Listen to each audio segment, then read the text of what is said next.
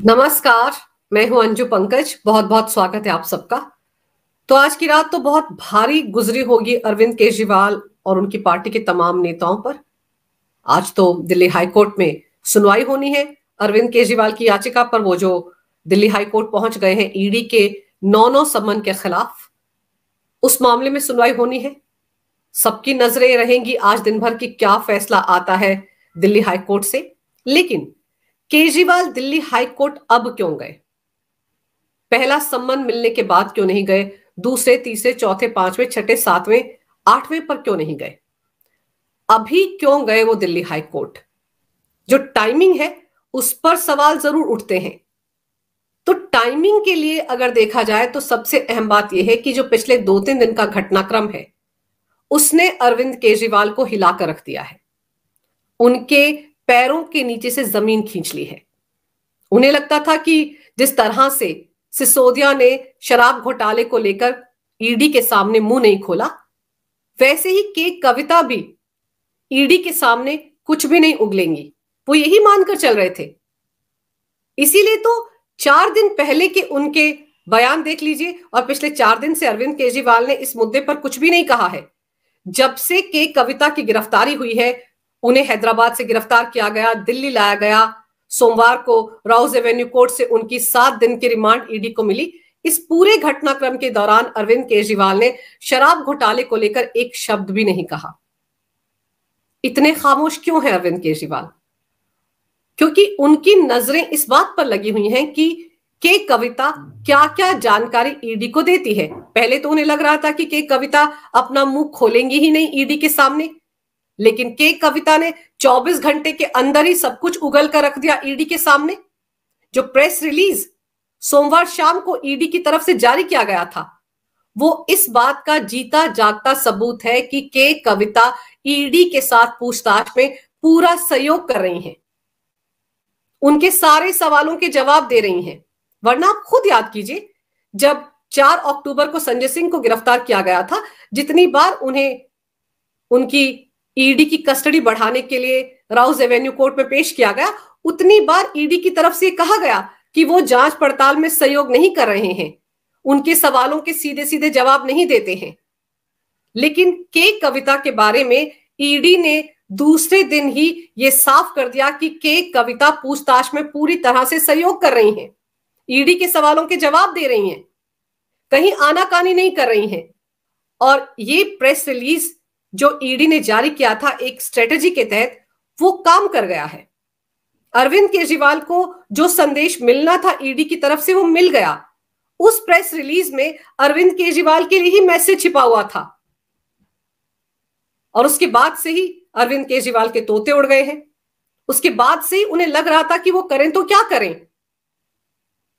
और फिर के कविता एक महिला है। जब उन्हें पहला सम्मन मिला था ईडी का, उस वक्त उन्होंने सुप्रीम कोर्ट से गुहार लगाई थी कि वो महिला है, उन्हें ईडी अपने दफ्तर में बुलाकर पूछताछ नहीं कर सकती, उनकी निजता का ख्याल रखा जाना चाहिए, ईडी को उनके घर पर आना चाहिए। और ईडी ने ऐसा किया भी। उन्हें 2 या 3 बार सुप्रीम कोर्ट से राहत मिली। लेकिन पिछले हफ्ते सुप्रीम कोर्ट ने कहा था कि आप बार बार ईडी के सम्मन के मिलने के बाद सुप्रीम कोर्ट से राहत की उम्मीद नहीं कर सकती। जिसके बाद शुक्रवार शाम को ईडी ने उन्हें गिरफ्तार किया हैदराबाद में। जब तक के कविता की गिरफ्तारी नहीं हुई थी, अरविंद केजरीवाल धड़ल्ले से ये बोल रहे थे हर जगह, हर प्लेटफॉर्म पर, कि शराब घोटाला तो हुआ ही नहीं है, पैसा तो मिला ही नहीं ईडी को, तो मनी ट्रेल कैसा और मनी लॉन्ड्रिंग कैसा। लेकिन अब पिछले 4 दिन से अरविंद केजरीवाल की बोलती बंद है, क्योंकि उन्हें समझ में आ रहा है कि के कविता किस दिशा में आगे बढ़ रही हैं। के कविता जिस तरीके से ईडी के साथ पूछताछ में सहयोग कर रही हैं, उससे ऐसा लग रहा है कि वो सरकारी गवाह बनने को तैयार हैं। अगर वो चाहती तो वो भी ईडी को ये तमाम जानकारी नहीं देती।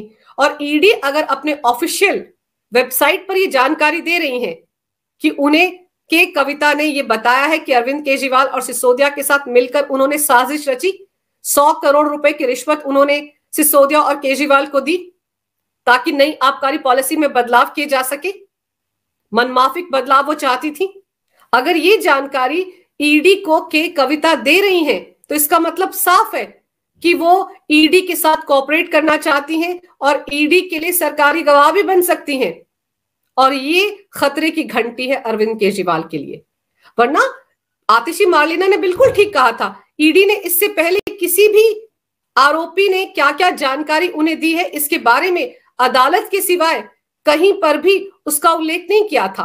कभी भी ईडी ने इस तरह से प्रेस रिलीज जारी करके ये नहीं बताया कि फला आरोपी ने पूछताछ के दौरान उन्हें क्या क्या जानकारी दी। ये शायद पहली बार है कि ईडी ने इस तरह से ये बताया है कि कविता ने क्या क्या जानकारी उन्हें दी। तो अगर ईडी इस तरह से ये जानकारी पब्लिक डोमेन में लेकर आ रही है तो इसका मतलब साफ है कि कविता मुकरने वाली नहीं है। कविता ने जो जानकारी ईडी को दी है वो पूरी पुख्ता है। इस बात का ईडी को भी भरोसा है और इस बात का भरोसा उनको भी है जो ये कहते आ रहे थे कि शराब घोटाला तो हुआ ही नहीं, पैसे का तो लेन देन हुआ ही नहीं। तो अरविंद केजरीवाल कविता के रवैये से डर गए हैं, इसलिए वो आनन फानन में मंगलवार शाम दिल्ली हाईकोर्ट पहुंचे हैं। अब उन्हें लग रहा है कि बचने के सारे रास्ते बंद हो गए हैं, क्योंकि कविता ने सब कुछ उगल कर रख दिया है।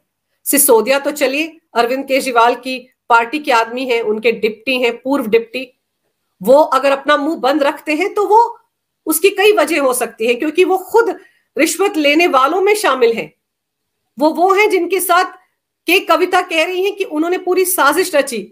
तो ऐसे में मनीष सिसोदिया तो अपना मुंह बंद रखते ही रखते, लेकिन कविता की दिक्कत समझिए, उन्होंने 100 करोड़ भी दिए आम आदमी पार्टी को। जिस नई आबकारी पॉलिसी में बदलाव करवाना चाहती थी, बदलाव हुए भी, लेकिन वो स्क्रैप हो गई जैसे ही मामला सीबीआई के पास गया। तो उनके तो पैसे भी चले गए, इज्जत भी चली गई, उल्टी आफत और बढ़ गई कि वो ईडी के हत्थे चढ़ गई। तो उनके लिए बेहतर रास्ता कौन सा है? उनके लिए बेहतर रास्ता यह है कि वो ईडी के साथ कोऑपरेट करें।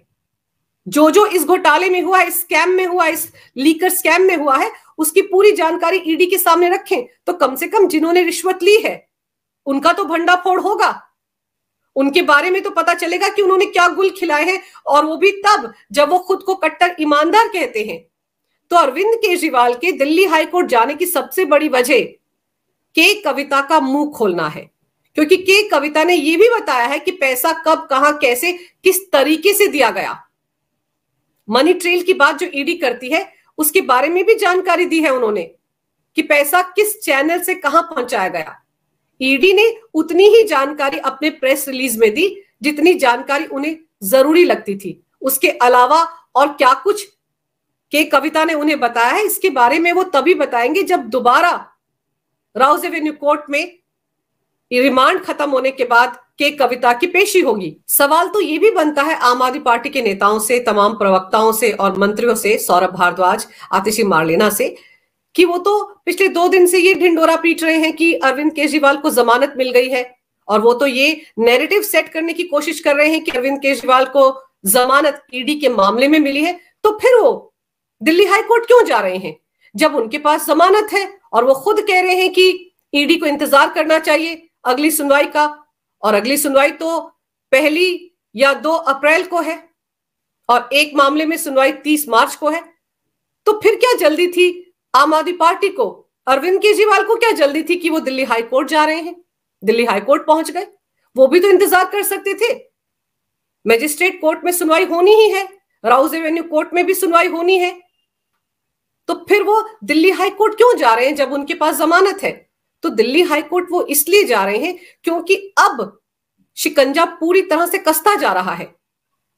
डर अरविंद केजरीवाल को कविता से लग रहा है, क्योंकि कविता ने ये सब भी बताया है ईडी की टीम को कि पैसा किस किस चैनल से कहां कहां डिलीवर किया गया, किस किस तरीके से पहुंचाया गया, हवाला के जरिए पहुंचाया गया।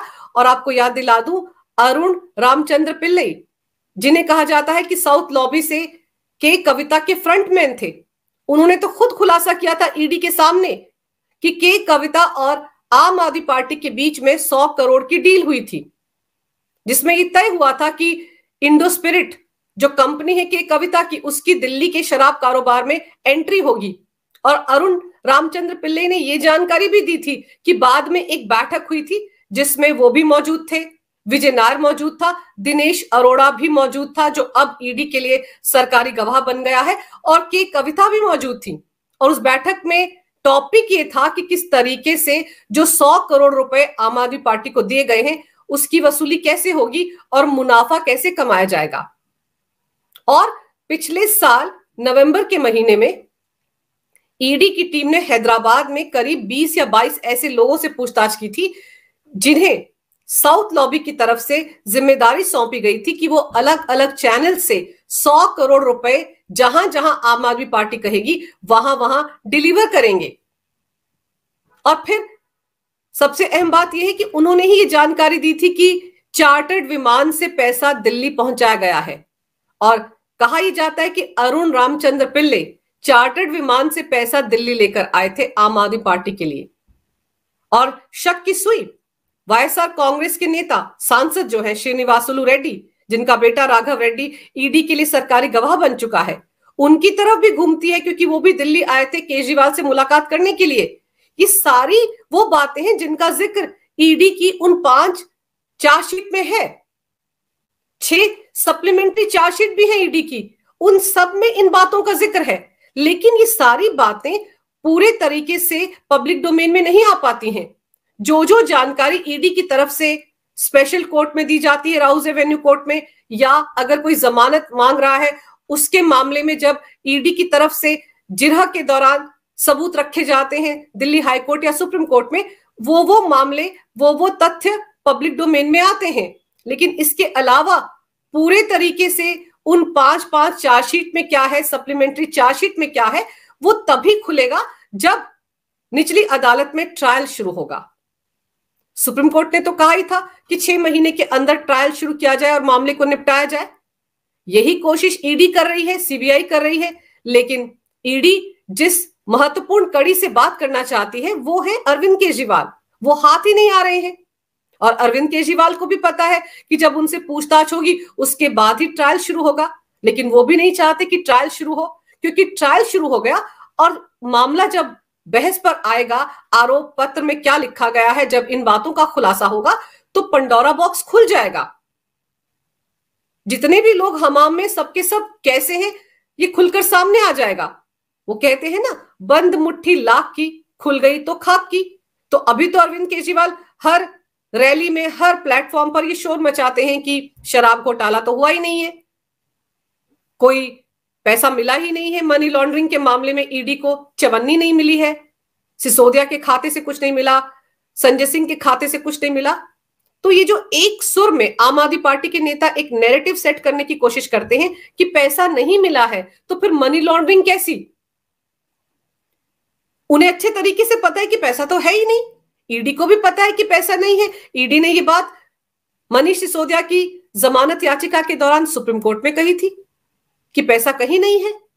लेकिन पैसा कहां कहां खर्च किया गया, कैसे कैसे लिया गया, किस किस चैनल से आया, कहां हवाला से आया, कहां कैश लिया गया, ये सारा मनी ट्रेल जो है इसकी जानकारी ईडी को मिल चुकी है। तो अब जब ये सारी बातें पब्लिक डोमेन में आ रही हैं ईडी के जरिए कि के कविता ने क्या क्या जानकारी दी है, और ईडी ने तो ये भी कहा है कि वो ये जो 7 दिन की कस्टडी मिली हुई है ईडी को के कविता की, उस दौरान उन्होंने बहुत सारे गवाहों को बुलाया है जिनके साथ आमना सामना करवाया जाएगा। के कविता के पति को और नौकर को भी तलब किया गया है। सोमवार को उन्हें बुलाया गया था, उनसे भी पूछताछ हुई है क्योंकि उन्होंने डिजिटल एविडेंस को डिस्ट्रॉय किया था, सबूतों को मिटाने में के कविता की मदद की थी। लेकिन अभी तक ईडी की तरफ से ये नहीं बताया गया है कि उस मामले में क्या कुछ जानकारी उन्हें हाथ लगी है। लेकिन केजरीवाल को लेकर जो जानकारी उन्हें के कविता से मिली है उसके बारे में उन्होंने खुलासा कर दिया।